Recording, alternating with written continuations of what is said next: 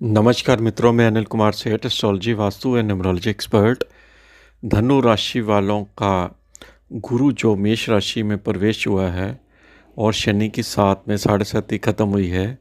धन के मार्ग बृहस्पति ने अब खोल दिए हैं। अब आप देखेंगे कि बृहस्पति का जो मूवमेंट हुआ है मेष राशि में, वो आपके लिए कैसे कारगर सिद्ध होता। देखिए, राहु और गुरु का एक चंडाल योग जरूर बना हुआ है, लेकिन ये चंडाल योग आगे चलकर जुलाई में जैसे ही दोनों की डिग्री में अंतर आएगा और ये चंडाल योग समाप्ति के कगार पर शुरू हो जाएगा। सबसे बड़ी बात यह है कि गुरु जो है एक तो त्रिकोण भाव में आपका आया है। आपको किन चीज़ों पे ज़्यादा ध्यान देना है जिसकी वजह से आपके कैरियर में तरक्की और आपको धन के मार्ग खुले, यही आज हम आपको यूट्यूब के माध्यम से बतलाने जा रहे हैं। देखिए, धनु राशि का बृहस्पति एक लगन का कारक ग्रह है, राशि का कारक ग्रह है। वो आपके पंचम भाव से आपका संचार कर रहा है और ये केतु के नक्षत्र से, अश्विनी नक्षत्र से संचार कर रहा है। केतु आपका लाभ भाव में चल रहा है।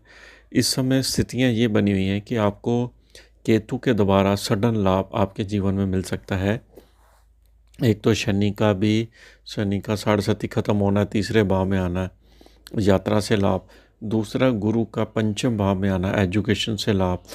आपको सिर्फ राहु की चीज़ों को ध्यान रखना है। देखिए, एक तो ज़्यादा सोचना नहीं है।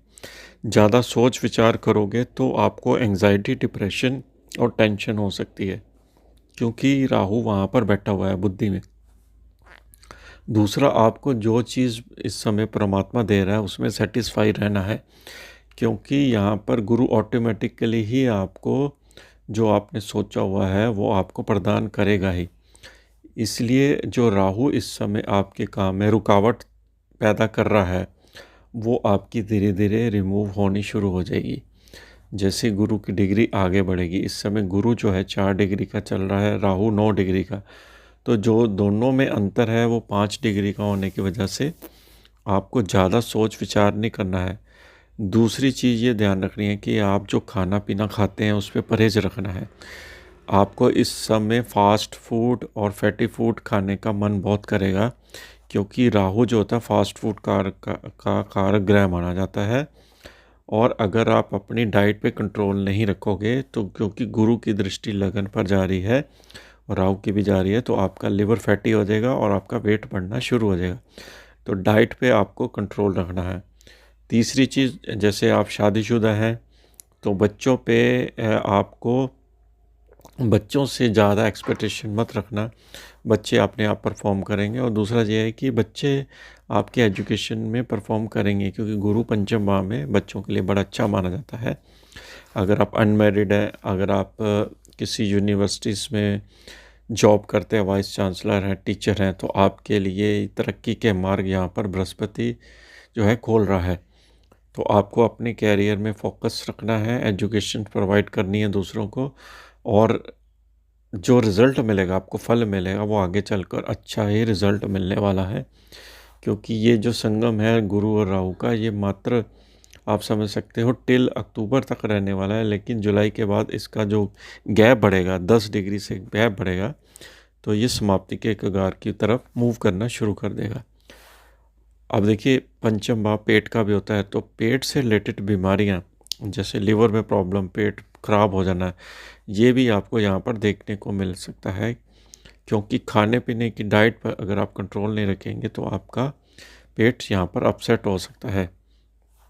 अगर आप अनमैरिड है तो आप अपनी लव मेट की तलाश में हैं, तो यहाँ पर आपको एक अच्छी लव मेट या पत्नी आपको मिल सकती है।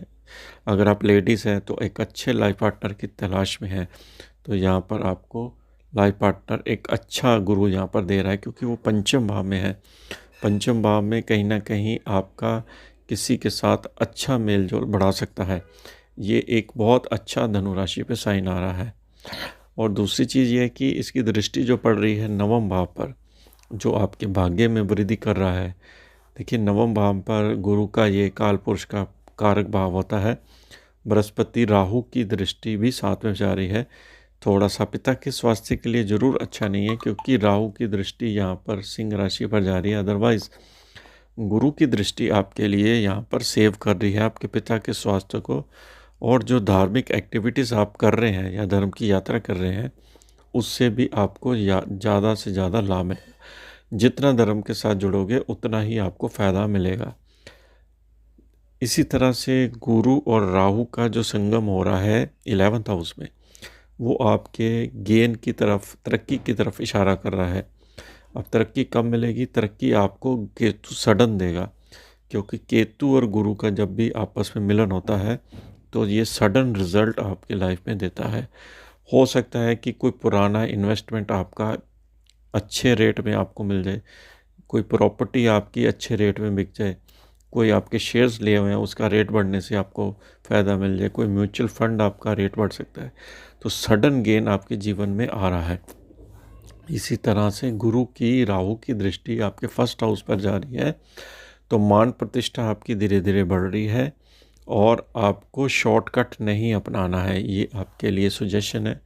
ज़्यादा शॉर्टकट अपनाओगे कैरियर को बनाने के लिए या व्यापार को बढ़ाने के लिए, तो आपको यहाँ पर कहीं ना कहीं राहु फंसा भी सकता है।